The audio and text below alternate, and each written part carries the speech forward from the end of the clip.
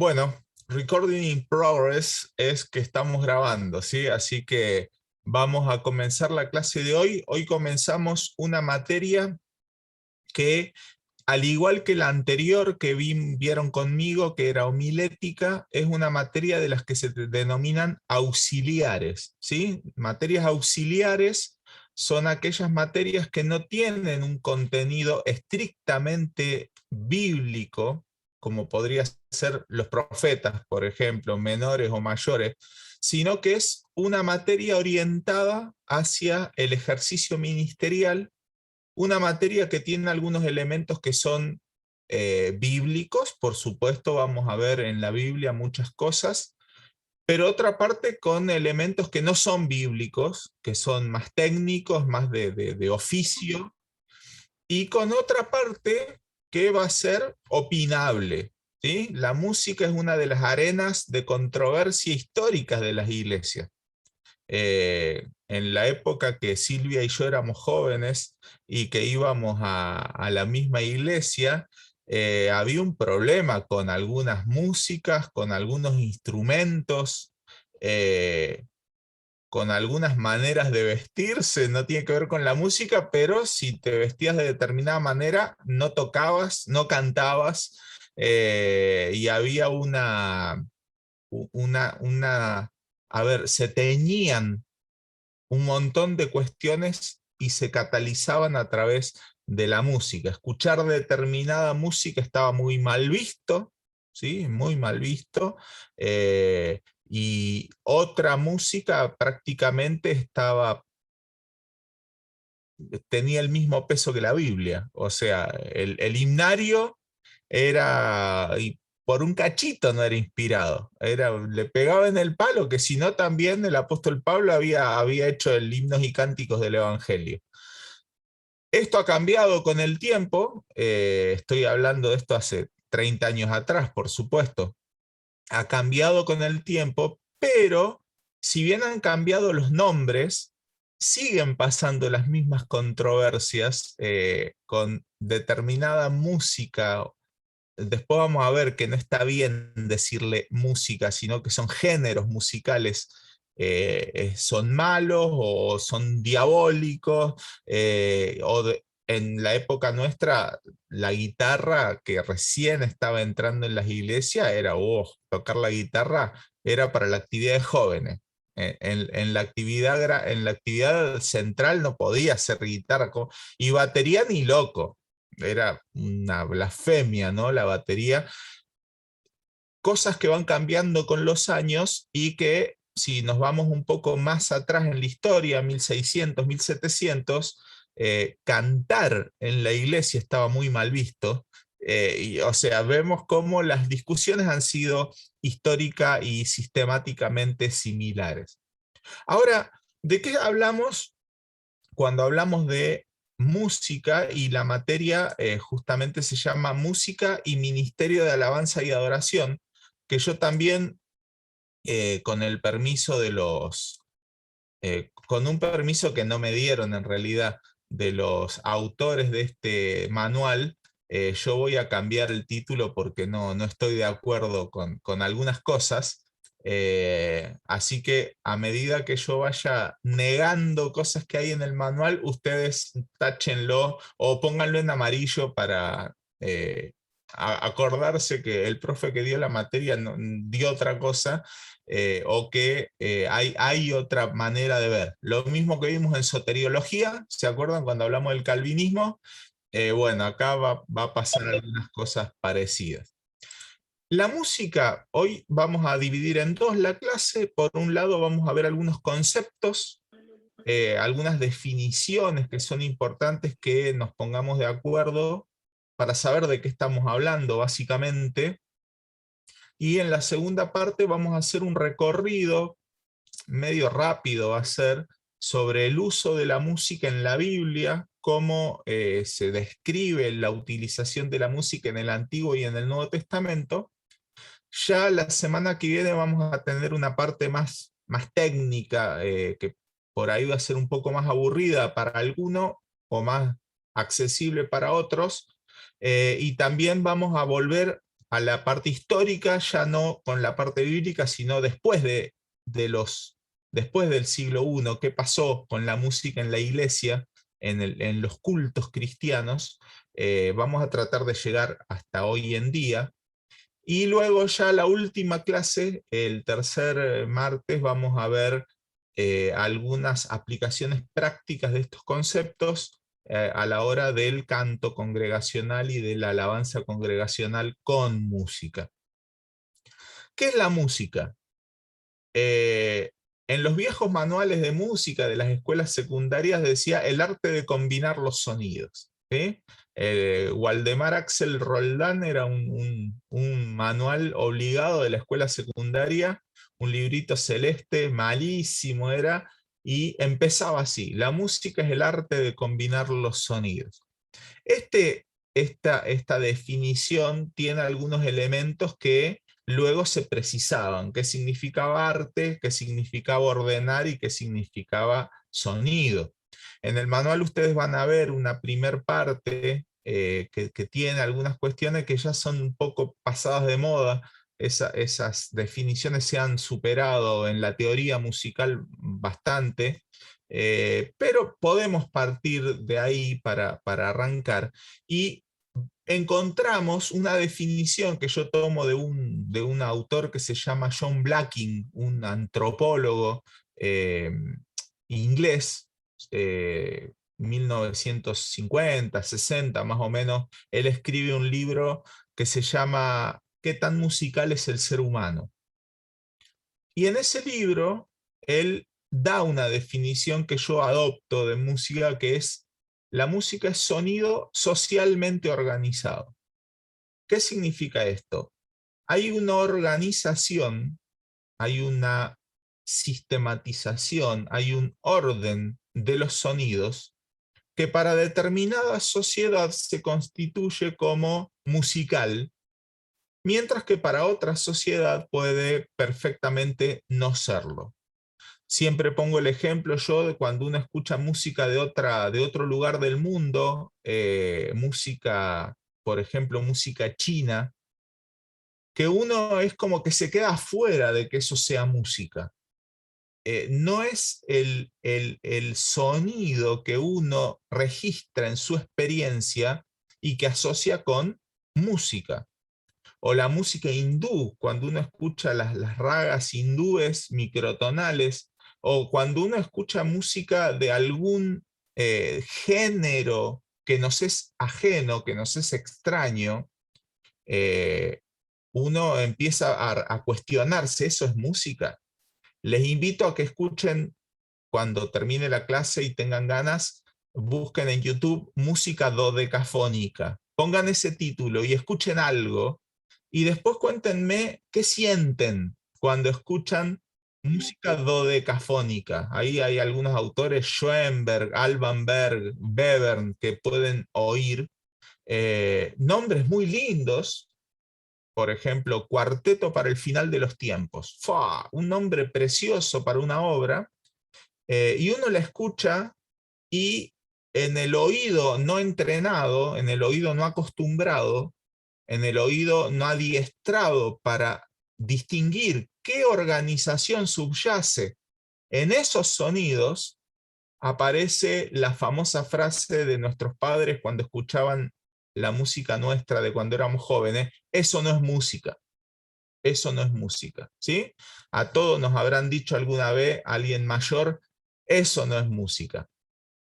Obviamente, ¿cuál es la música que sí es música? Y en general era la de ellos. Entonces, al que le gusta el tango, excepto el tango, lo otro no es música. Al que le gusta el rock, excepto el rock, eso no es lo otro no es música. Y a los que nos gusta con Fernando, por ejemplo, que escuchamos La Mona Jiménez, todo lo demás no es música. Ahora, ¿qué pasa con esta organización social de los sonidos? Hay hoy en día un criterio, un sistema que prácticamente ya es global en cuanto a música, y es lo que se denomina sistema tonal. No vamos a entrar en precisiones, pero significa básicamente partir los sonidos posibles para la música y dividir una secuencia de 12 sonidos que, repitiéndose para arriba o para abajo, ordenan lo que nosotros denominamos escala, ¿sí? Entonces, la música que vamos a llamar a partir de hoy, yo lo voy a dar por supuesto que vamos a ver, es música ordenada de acuerdo a un sistema, y en el caso nuestro, de acuerdo al sistema tonal. Es decir, que hay sonidos que se aceptan como pertenecientes al orden posible y otros sonidos que no. Otros sonidos que no pertenecen a ese orden posible y que está prácticamente globalizado, y uno va a África, a Hong Kong o a Alaska y se escucha música tonal. Música tonal es lo que escuchamos cuando prendemos el tele, cuando prendemos la radio, cuando escuchamos en internet una canción. Hoy en día en nuestras sociedades prácticamente todo lo que se oye es música tonal. Obviamente también existe otra música que se llama atonal, que no está ordenada de acuerdo a este sistema, y si quieren buscar, busquen en internet música atonal y escuchen algo, y fíjense también qué les pasa en el cuerpo cuando escuchan ese otro tipo de música. La música como concepto, entonces, para nosotros es una manera de ordenar los sonidos, es un sistema de acuerdo al cual se ordenan los sonidos, y es un sistema social. No es lo mismo la música del siglo IV después de Cristo que la música del siglo XXI. No es lo mismo porque la sociedad no es la misma y los criterios no son los mismos. Segunda cosa que quiero dejar en claro al hablar de la música es la palabra arte. Es el arte de combinar los sonidos. ¿Qué era arte? ¿Se acuerdan cuando vimos homilética? La homilética era también un arte, ¿no? El arte de presentar en público, de hablar en público el mensaje. Y el arte tiene que ver con práctica, tiene que ver con oficio, tiene que ver con algo que se realiza no a través de una inspiración ayuna de praxis. Hay una práctica que hace al músico. Son raros los casos en la historia de músicos, de hecho no hay casos en la historia de músicos que sobrevivan sin estudiar. No hay casos. ¿Por qué? Porque si bien hay un talento innato, hay ejemplos como por ejemplo el caso de Mozart, que a los 3 o 4 años ya tocaba el piano y componía obras, él igual estudiaba. Él igual estudiaba porque había una parte del hacer música que depende del ejercicio, que depende del entrenamiento, que depende justamente del oficio del músico. Esto es una lección que algunos de los músicos de las iglesias aprenden a la fuerza. Hay que practicar, hay que practicar. Si no se practica, los coros salen como salen a veces, ¿eh? Que los músicos empiezan a mirar en qué estaba y empiezan a tocar, y uno se da cuenta que no practicaron nunca, y así sale también, hasta que se empieza a entrar en el oficio, y ahí tenemos un arte de combinar los sonidos prácticamente ajeno a la calidad, ¿sí?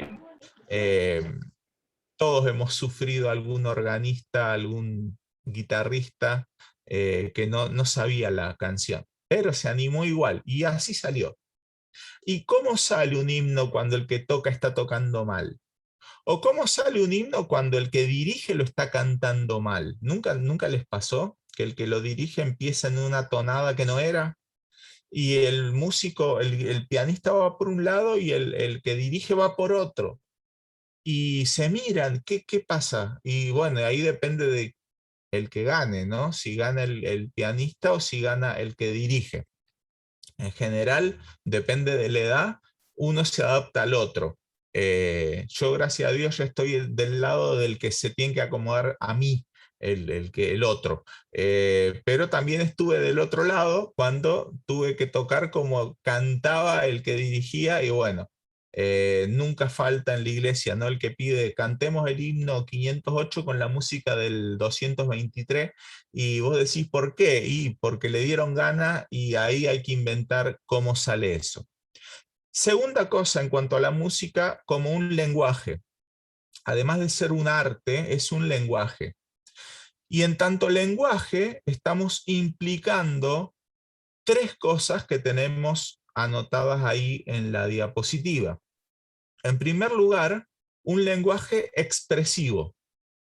Es decir, en nuestra sociedad se concibe a la música como expresión de algo. Puede ser, si hablamos de música del siglo XIX, por ejemplo, para acá, la expresión del músico, es decir, yo compongo la música en función de expresar cómo me siento. Y entonces, si estoy triste, voy a escribir una música que refleje, que exprese esa tristeza. Y si estoy alegre, voy a escribir una música que exprese esa tristeza. Acá no me estoy refiriendo a la letra a propósito, porque la letra es otra parte de la lección que no pasa tanto por el aspecto de ordenar sonidos, sino más con el aspecto de ordenar palabras o de ordenar conceptos. Y la letra de una canción es un ítem que vamos a ver la semana que viene. Ahora vamos a hablar exclusivamente de la parte sonido musical, o si quieren, lo que se denomina música instrumental, que tal vez alguno escucha en general, y uno dice, y esta música es de triste, y uno escucha y es instrumental, y entonces va a decir, ¿cómo puede ser que una música sea triste si no hay palabras, si no hay conceptos, si no está diciendo qué cara que está la leche? Entonces uno dice, claro, esto es una música triste porque dice qué cara que está la leche, pero ahí es una letra triste. Ahora, cuando uno habla de esta música es tan triste, está aludiendo al aspecto expresivo de ese ordenamiento de sonidos. Un aspecto expresivo que también, y esto lo voy a recalcar todas las clases, es social. Es social. Yo escucho, por ejemplo, a mí me gusta mucho el cine chino y tiene música china. Y yo no puedo identificar expresión en la música china. No puedo identificarlo porque no me crié en esa música, porque no conozco esa música.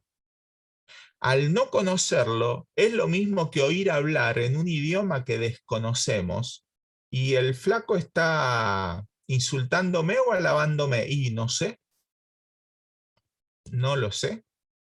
Y uno dice, bueno, pero mírale la expresión, y yo le digo, es que también me quedo afuera porque escuché un chino declararle el amor a su novia o declararle la guerra al señor feudal y me parecieron iguales las palabras.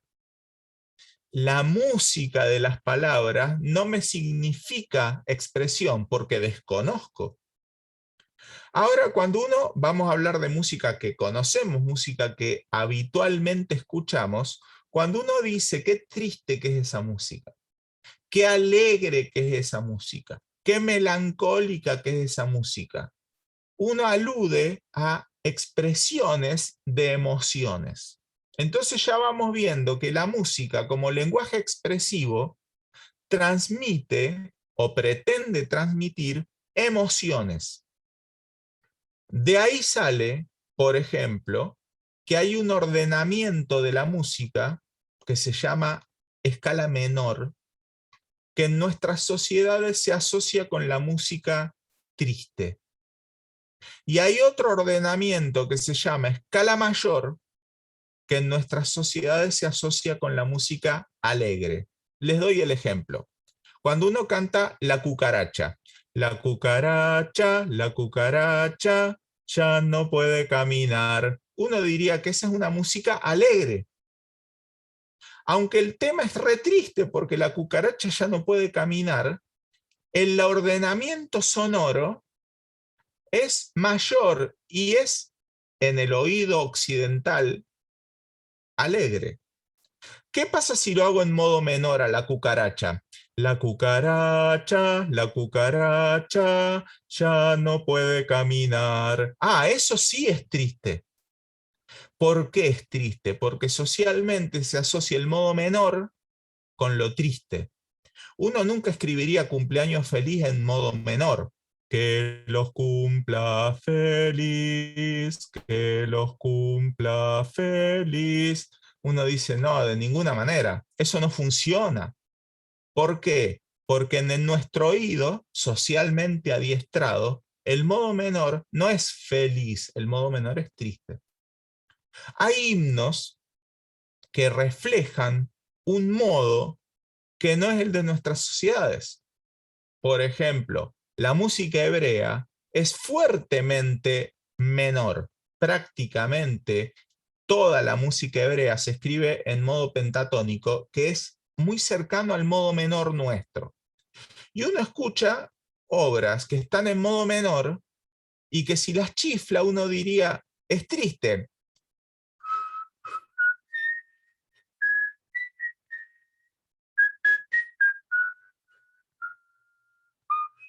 Y uno dice, esa es una música triste.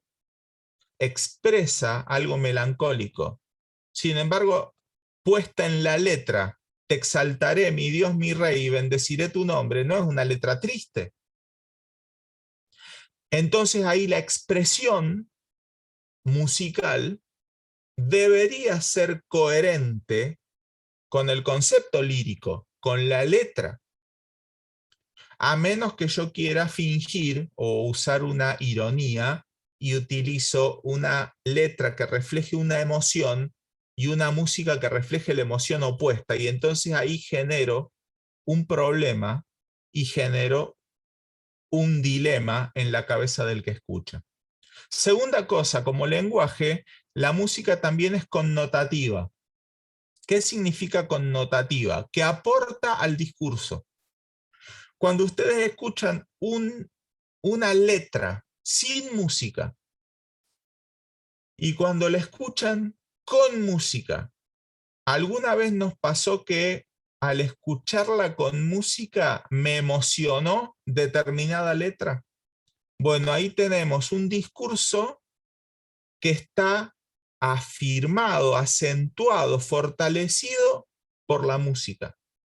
Algunos somos muy llorones, yo por ejemplo, con determinados géneros, con determinadas músicas, se me caen las lágrimas automáticamente. En mi caso, por ejemplo, con la música coral, la música vocal coral, soy de la lágrima extremadamente fácil. ¿Por qué? Porque mi personalidad y mi inteligencia está filtrado básicamente por ese punto. Pero hay otras personas que pueden ser de lo más duras para percibir, pero que sin embargo uno se da cuenta de que cuando va cantado el mensaje, llega más, aporta más desde lo connotativo, desde lo que significa. En tercer lugar, como recurso propedéutico.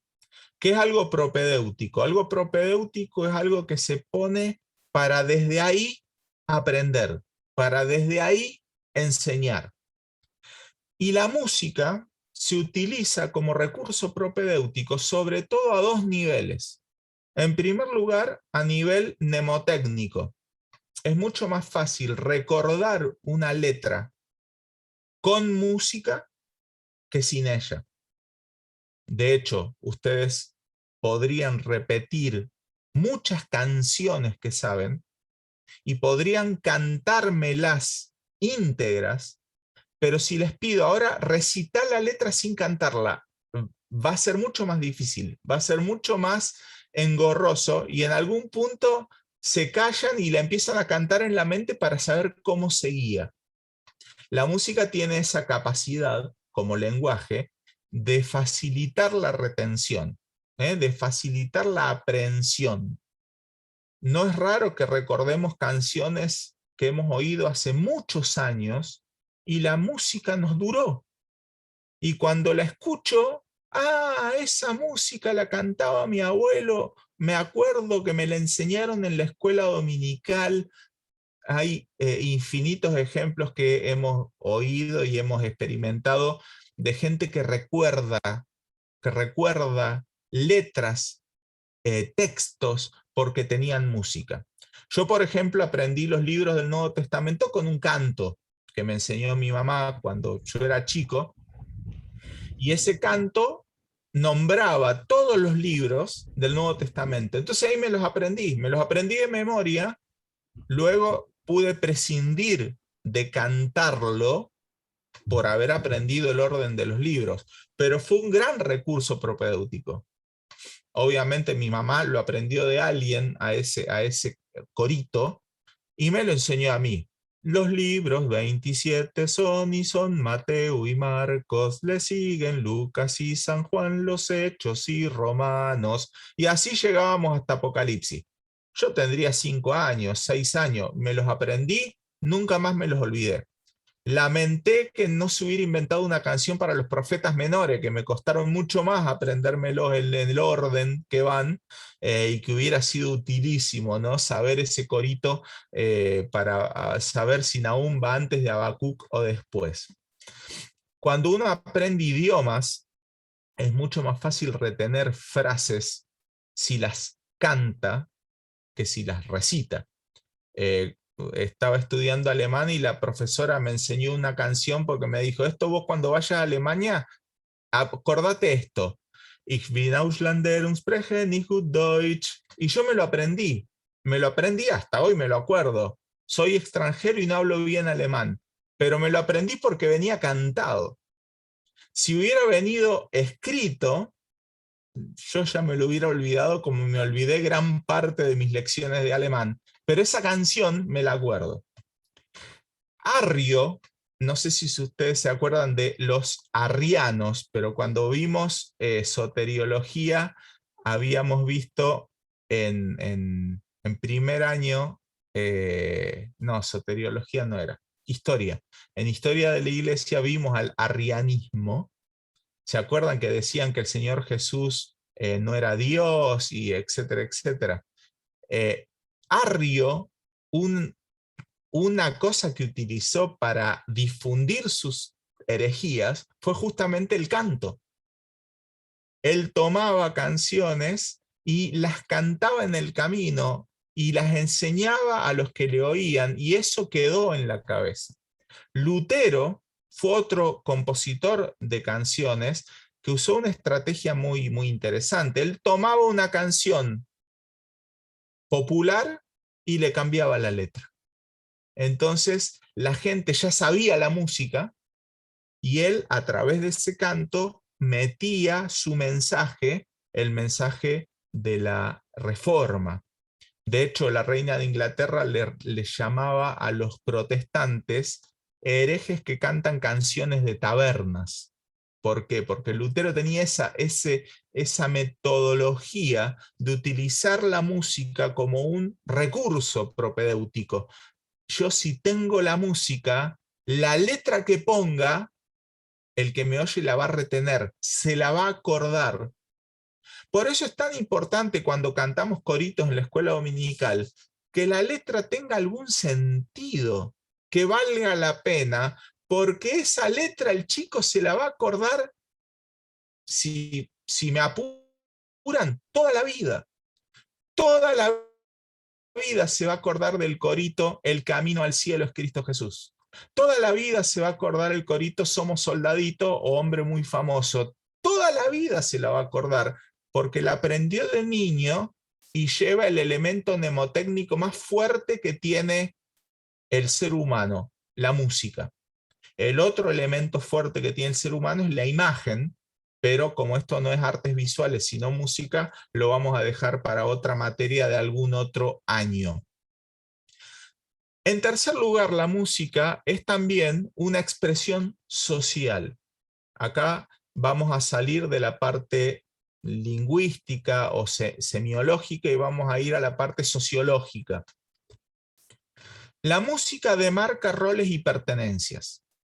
Si yo escucho determinada música, me identifico con determinado modelo social, me identifico con determinado grupo social, me identifico con determinada ideología. No es raro, y esto es una cosa que a veces dura todavía en algunas iglesias, que uno junta la música que escuchás con el tipo de persona que sos. Esto, si bien no es así, en el imaginario, el que escucha Los Redondos tiene una ideología similar a la masa que escucha Los Redondos, y el que escucha Mozart pertenece a un grupo que tiene determinadas características. Esto no es así, pero en el imaginario social es así. Y hay algunas escenas, algunas implicaciones en escuchar determinada música o en ir a escuchar determinada música, ¿sí? Desde el siglo XVIII, la música es parte del prestigio social. Si yo voy a escuchar determinada música, estoy dando un mensaje de pertenencia a determinado grupo, ¿sí? Esto lo hemos escuchado todos alguna vez, gente que se jacta de sus gustos musicales, porque es como que si escucho tal cosa, soy más que los demás, ¿no? Y ahí han salido estereotipos que han arruinado algunas músicas, pero que existen.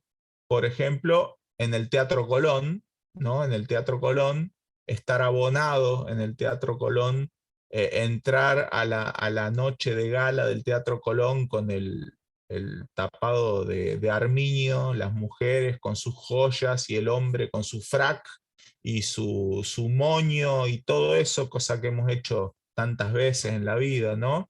E ir a escuchar una ópera, este es de la alta, este es de la alta, es ese recinto, ese modo de vestir, esos precios sobre todo, te configuran, y escuchar esa música es para este grupo social. Hay un artículo muy interesante que se escribió en la década del 60, en una ocasión que usaron el Teatro Colón para tocar folclore. Y un crítico de una revista especializada de música clásica tiró pestes de los folcloristas que fueron a profanar el Teatro Colón prácticamente con su música. ¿Por qué? Porque no era la música del grupo social que estaba ahí. ¿Se imaginan que uno demarca su pertenencia, su identidad, también en función de la música que escucha? Y no es raro que haya determinados gustos musicales asociados con determinadas tribus urbanas, por ejemplo. Los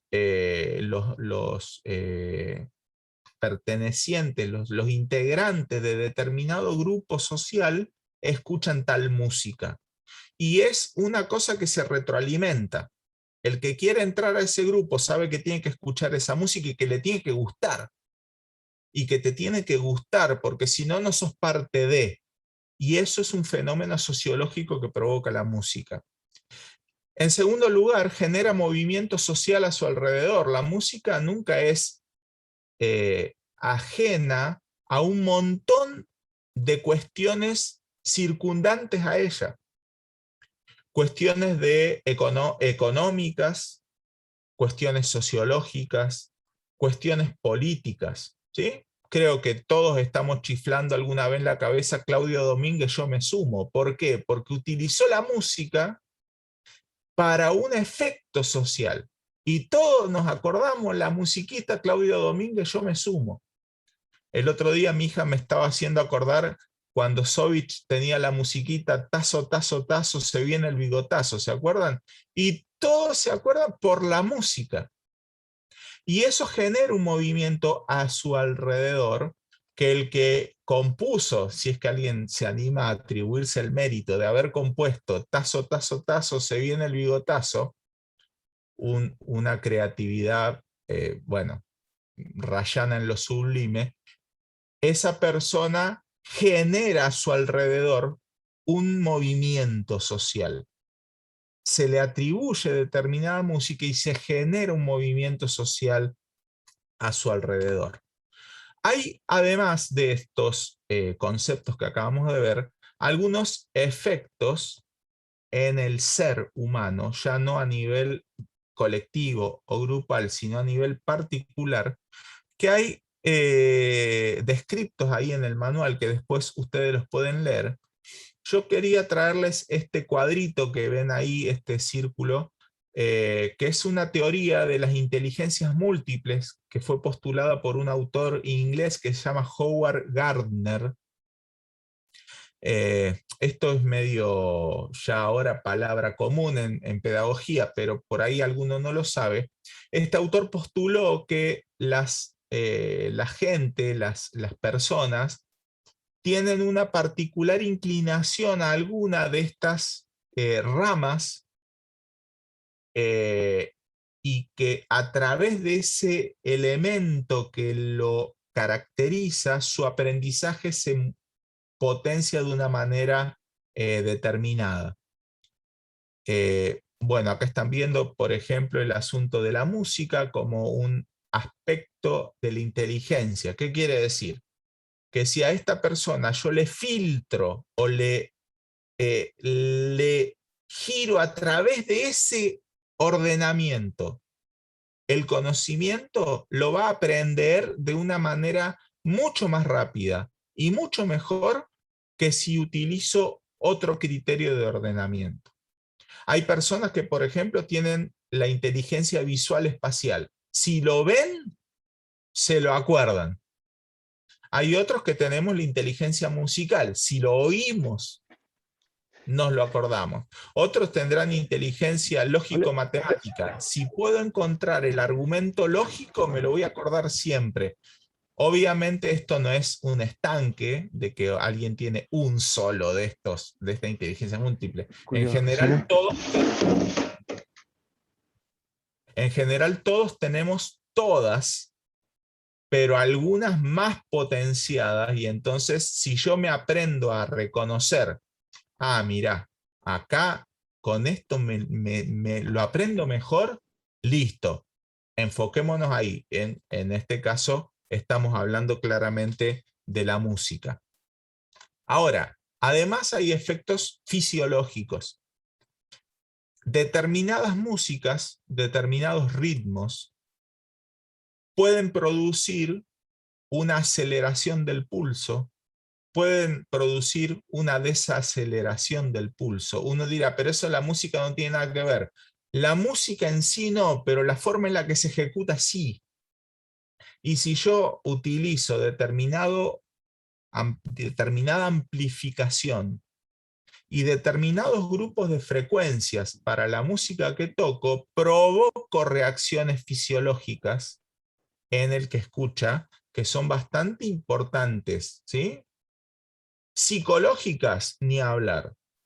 La música que alguna vez han escuchado esta frase, y esta música a mí me tranquiliza. Y uno dice, ¿cómo? ¿Cómo es eso? Bueno, hay una imbricación ahí entre lo que es la música que escucho y la referencia que mi cerebro tiene de esa música que me tranquiliza. No es que cualquier música me tranquiliza. Esa música me tranquiliza o esa música me pone como loco. ¿Vieron alguna vez cuando hacen deportes extremos que les ponen esa música fuerte al palo? Porque es como que la adrenalina y a nadie se le ocurriría documentar un video de deportes extremos con una música lenta, con una música suave. Tiene que ser música al palo, rápida, con las revoluciones por minuto fuerte. ¿Por qué? Porque hay un efecto psicológico también en la música que me predispone a determinadas cuestiones. Nadie haría una canción de cuna con ritmo de cumbia, por ejemplo, porque es como que las dos cosas generan cosas distintas en la psique del que escucha y en la fisiología del que escucha. Sería interesante oír Duérmase mi niño con la música de Quien se ha tomado todo el vino, pero creo que no se dormiría nunca ese niño con esa música. Efectos intelectuales. ¿Alguna vez han escuchado la frase, si escuchás Mozart sos más inteligente? O si escuchás Les Luthiers sos más inteligente? Bueno, esos son algunas asociaciones espurias de este efecto que existe en realidad de la música como facilitador de los aprendizajes. Hay determinadas músicas que estimulan o facilitan el acto de estudiar que otras músicas no lo hacen. Es muy común que uno escuche que para estudiar tiene que estar en absoluto silencio, ¿sí? Y en algunos casos hay gente que le pones cualquier ruidito y no puede concentrarse para estudiar. Pero hay otros que si no tienen los auriculares con música, con sus músicas puestos como encapsulándolos del mundo exterior, no pueden estudiar. Bueno, esos son efectos que también van atados a la experiencia y que van atados a una serie de otros temas que en este momento no vamos a ver. Y finalmente, en el manual apunta a los efectos terapéuticos. La música como algo que puede afectar o ayudar a cambiar determinados estados en los cuales uno como terapia recurre a la música. No es raro que hoy se recomienda un poco indiscriminadamente y sin mucho pensamiento, pero hay mucha gente que, no, el psicólogo, por lo menos en la escuela de música lo vemos a cada rato, chicos con autismo, chicos con síndrome de Down, gente mayor. No, el psicólogo dijo que haga música porque me va a hacer bien. Y uno le pregunta, ¿y el psicólogo sabe música para recomendar eso? No, no tiene idea, pero es como que es Vox Populi que la música te hace bien. Lo mismo puede pasar alguno de educación física me puede decir, lo mismo pasa con el educación física, que vaya a hacer deporte que le va a hacer bien. En ese aspecto terapéutico, la música se ha revelado evidentemente fuerte.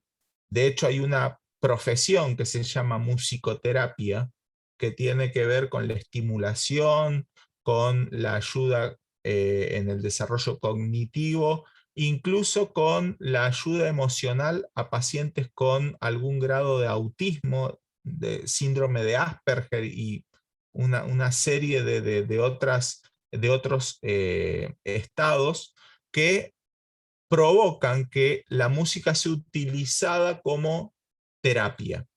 Ahora, obviamente, eso debe estar en manos de profesionales y no hay recetas unívocas. Es decir, no, vos ponele esto al nene que se va a quedar dormido, no lo sé, no me consta. Tal vez sí y tal vez no. Y a veces uno pone una música a los hijos y el pibe está como loco, más todavía de lo normal, y uno se acuerda amorosamente el que lo recomendó, ¿para qué me hizo que oigan los Backyardigans? Y ahora están todo el tiempo cantando la canción de los Backyardigans. Ahí culpable, ¿sí? Yo eh, cometimos el error de comprar pañales que traían un CD, un DVD de los Backyardigans, y ahí desde ese momento, hacen 18 años que escucho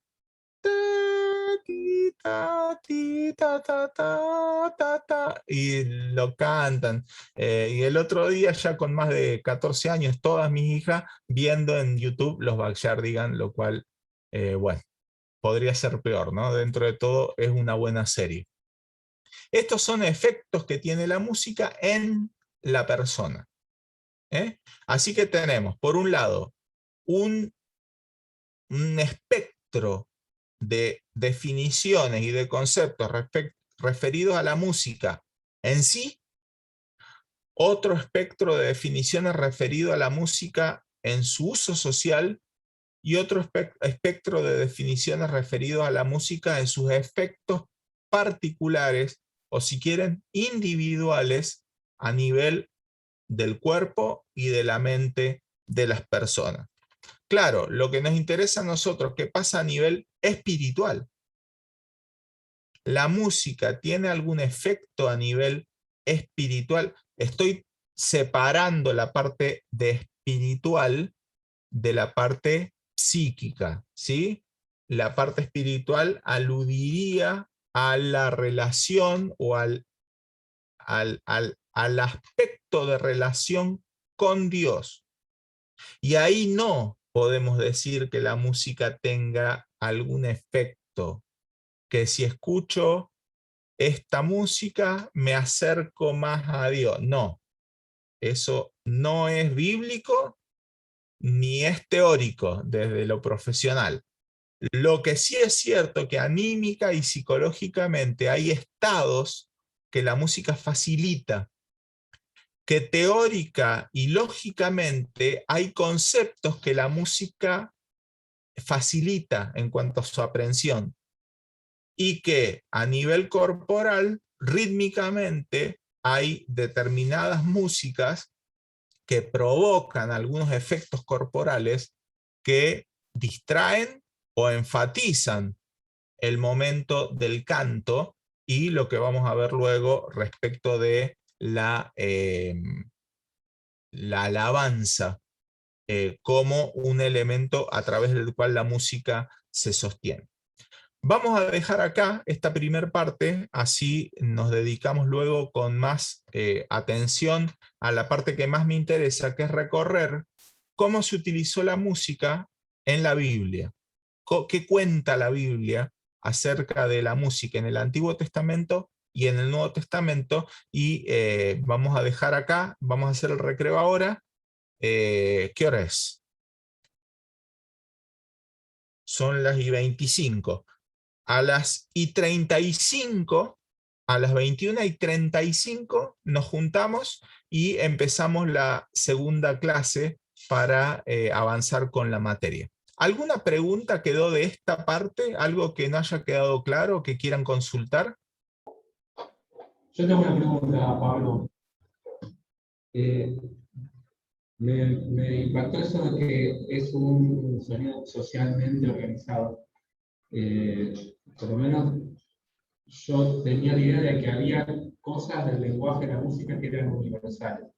¿Vos decís que eso no es así o hay algunas cosas que sí son universales en la música? Sabés que no te escuché la parte crucial de tu pregunta. ¿Hay algunas cosas de la música que ¿Hay algunas cosas en el lenguaje de la música que sean universales, o sea, que sean transculturales? hay algunas cosas transculturales, pero si pensamos en Noé, no hay nada transcultural? A ver, ¿a qué me refiero? Hay ordenamientos de escalas. Les voy a decir una, aunque no importa si saben qué es o no. La escala pentatónica. La escala pentatónica es una escala que está construida por 5 tonos. 5 tonos. Y uno acá en Argentina la encuentra en las tribus del norte argentino. ¿Sí? Todo lo que es el cordón andino usa escala pentatónica. Lo curioso es que en Arabia, en China, en Japón, en Australia, en África, se usa la escala pentatónica. Y se usa a un nivel previo a la interacción de las sociedades modernas. Entonces uno dice, esto es un fenómeno transcultural, excede a la cultura el hecho de que se van a ordenar tarde o temprano en tonos y que esos tonos van a coincidir. Puede ser si soy evolucionista, es decir, puedo decir que hay una especie de fenómeno de aparición espontánea de un ordenamiento en varios lugares a la vez, o en mi caso, yo soy de la idea de la transmisión. Es decir, que a pesar de que hay una diferencia de años y de kilómetros muy grande, no puedo evitar pensar de que hay un fondo común en la manera de percibir la expresión. Lo mismo pasa con los fenómenos, ustedes han estudiado esto ya en Génesis, las mitologías sobre el diluvio, que uno las encuentra en los australianos, la encuentra en la isla de Pascua, la encuentra en los egipcios, la encuentra en los mayas, la idea del diluvio. Pero uno no puede decir que esto es un fenómeno espontáneo, es que hay un patrón común de dispersión. Para mí en la música pasa lo mismo. Los fenómenos que son transculturales espontáneamente se pueden resolver si pienso en un fondo común. Si pienso en que Semcam y Jafet cantaban las mismas canciones.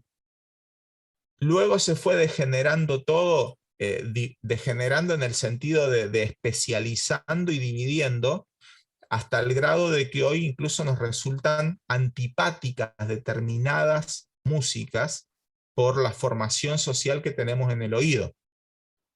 Pero hay algunos teóricos que hablan de esta universalidad. Los griegos decían de lo universal. Pitágoras precisamente hablaba de la música del cielo, la música de los astros, pero era más por el lado de las matemáticas que del arte, de la física sobre todo. Así que en ese sentido me parece que no estaría tan de acuerdo con la universalidad, salvo que presuponga el fondo común. Si presupongo el fondo común, sí, habría elementos que nacen de un origen común de todo. A No ver, sé si fue mira, claro. sí, sí, creo que quedó claro, pero por ahí tengo una pregunta por ahí un poquito más específica. Una música que produce, no sé, una situación de suspenso en nuestras películas de Occidente, no necesariamente produce lo mismo en otras culturas. Exactamente, exactamente. Hay una, a ver, esto yo le llamo el oído social. El oído social es que en nuestra sociedad, cuando pasa este efecto sonoro, uno presupone algo a nivel mensaje, a nivel discurso. Este es el aspecto connotativo. La música sola me genera esa percepción. Pero acordémonos que también hay una historia de la música, que la historia de la música que es social, o sea, uno ve la historia de la música occidental, por ejemplo, europea, va evolucionando en función y va estirando el hilo ese perceptivo en función también de lo que va recogiendo como retroalimentación del público.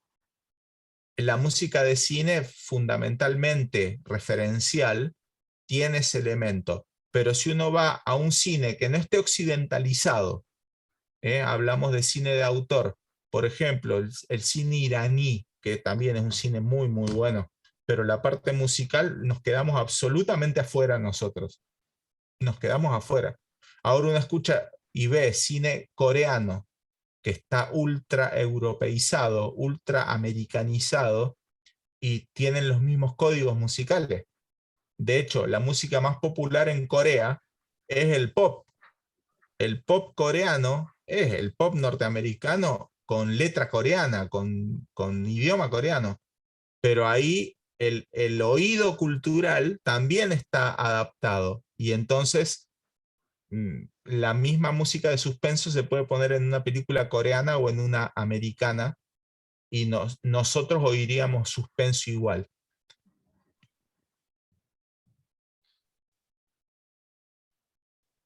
Adri.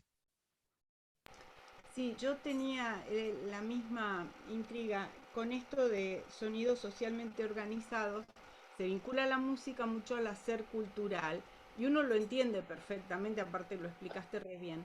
Pero cuando uno piensa en que en el cielo vamos a cantar una canción y que va a haber música, eh, eh, cuál es el... y que va a haber de todas las culturas, yo creo que hay algo que atraviesa y que une, que bueno, vos dijiste que por ahí hay una beta que une todo, pero que, bueno, eso me da a mí una... Claro, pero te hago otra pregunta. ¿En qué idioma vamos a hablar en el cielo? No sabemos en qué idioma vamos a hablar. Los judíos dicen que es el idioma judío. eh, y otros dicen, bueno, el idioma de Adán y Eva, que lo dio Dios. La música que Dios le dio a Adán y a Eva, porque acordémonos que la música la inventó Dios, no es un invento humano. El criterio de la musicalidad está en Dios. ¿Qué ordenamiento hay en el cielo? No tengo idea. No tengo idea. De hecho, cuando se habla ¿se acuerdan cuando se habla del canto de eh, de la gran los que salen de la gran tribulación, los cantos que hay dicen como estruendo de aguas. Y para mí el estruendo de aguas no es musical. En la formación nuestra, occidental, europea, el estruendo de agua ni siquiera llega a la categoría de sonido, es un ruido. Pero ¿qué pasa? A la hora de la metáfora es perfecta. Entonces, ¿hay una música en el cielo? Sí, definitivamente. ¿Es tonal? No lo sé. Espero que sí, pero tal vez sea de todos los ordenamientos posibles, y calculo que hay belleza en todo.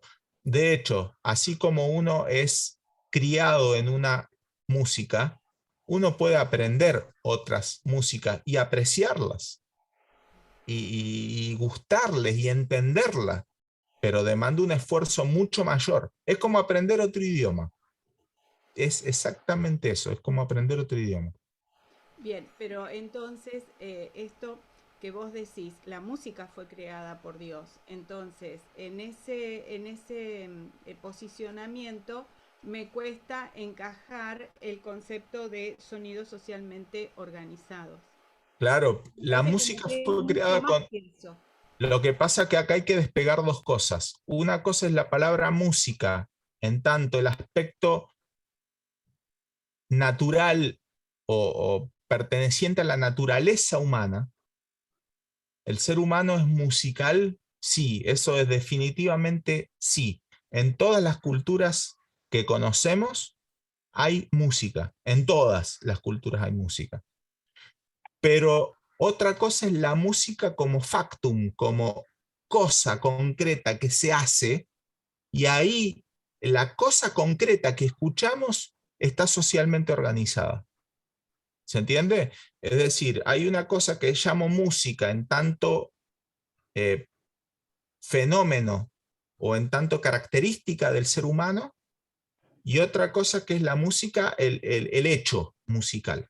Los sonidos que yo escucho en mi cabeza, ese concreto está socialmente organizado. Bueno, vamos a cambiar el horario y 45 nos juntamos para la segunda parte. ¿Listo?